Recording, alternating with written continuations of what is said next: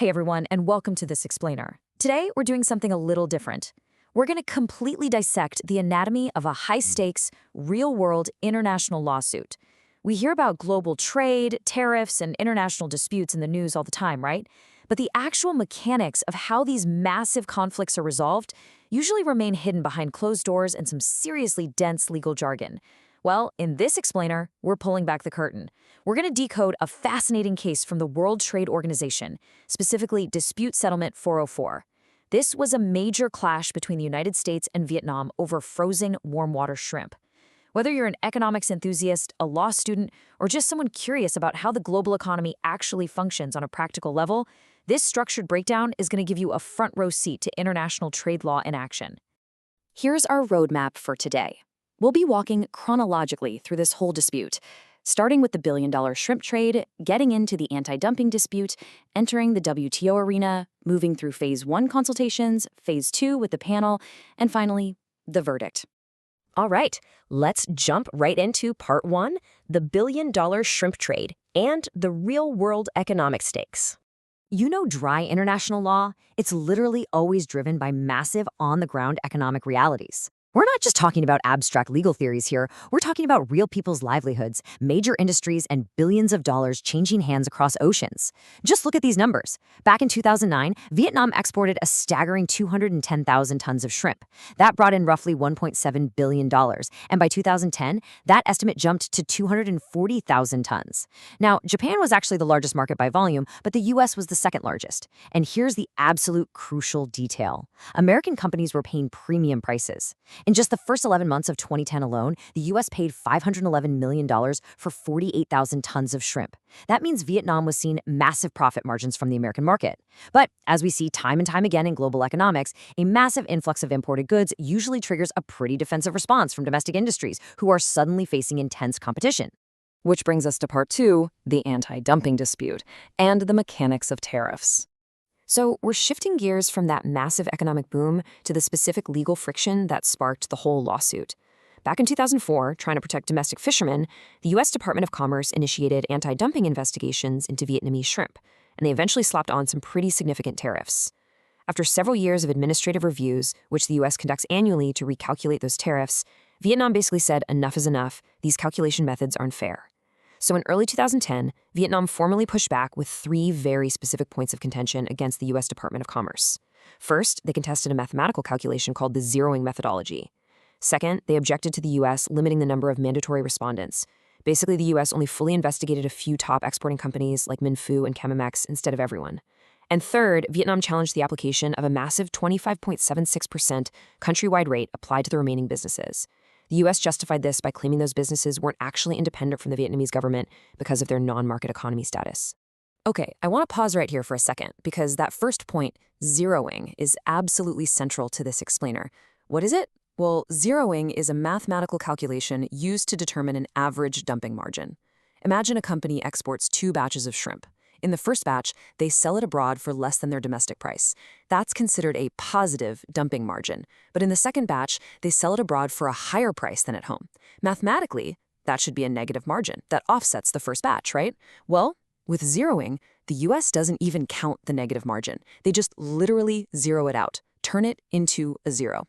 So the really crucial point here is that this highly controversial calculation artificially inflates the final average dumping margin applied to those exporters. It's kind of like rigging the grading curve. In fact, the source material notes that it's not just developing nations complaining. Even massive entities like the EC, Canada, and Japan have sued the U.S. over this exact same practice. Moving on to Part 3, enter the WTO arena and the rules of engagement. So when two nations have a major disagreement over trade practices like zeroing or those huge countrywide tariffs, they don't just argue in a vacuum.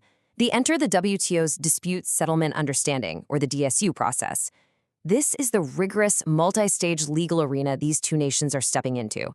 As you'll see, it's not just a single trial. It kicks off with a mandatory 60-day consultation phase. If that fails, we move down into the establishment of a panel, followed by months of intermediate reviews, drafting, and potentially an appeal process down at the very bottom.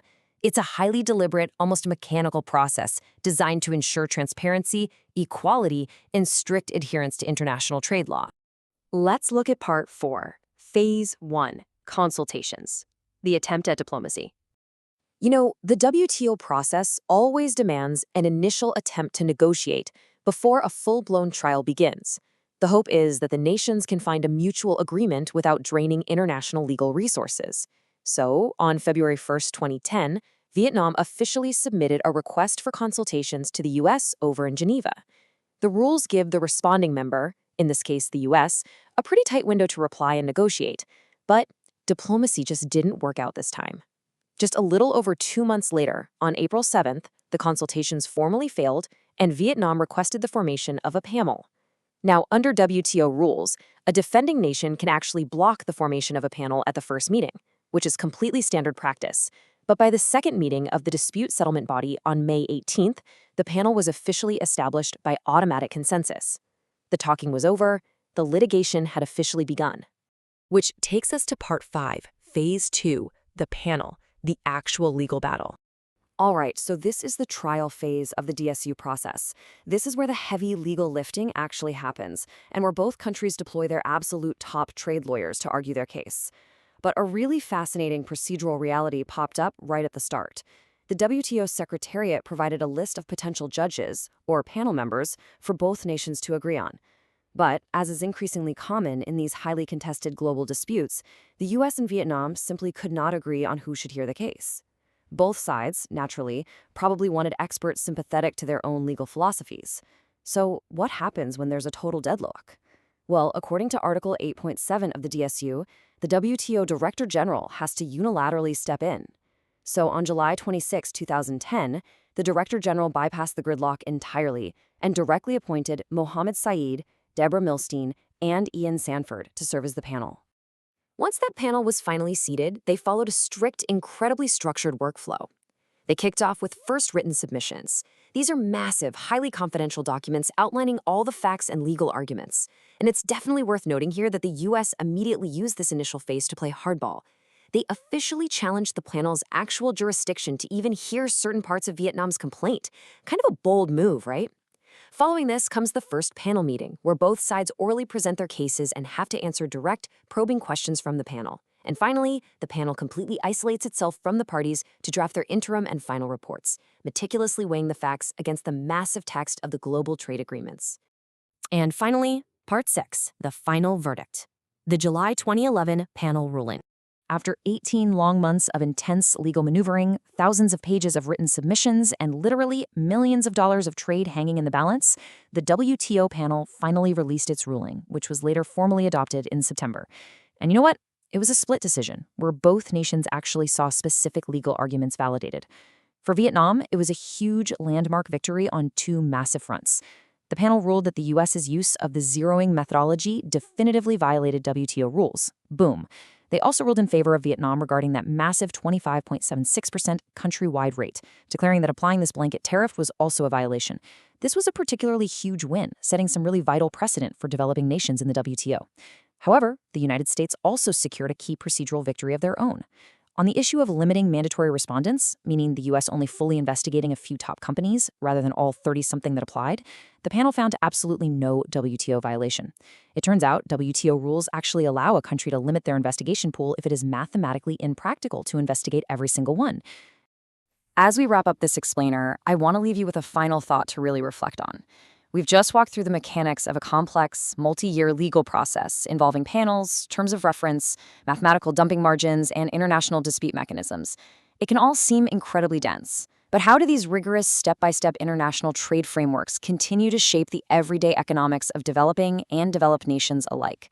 The wild reality is, a single mathematical tweak like zeroing, or a single panel decision made by 3 people in an office in Geneva, directly dictates the flow of billions of dollars. It impacts the survival of local fishing industries in Vietnam, and yes, even the price you pay for seafood at your local supermarket in the United States. International trade law isn't just some abstract theory. It's quite literally the invisible architecture of our modern world. Thank you so much for diving into this complex topic with me today. Keep analyzing the structures around you and keep learning.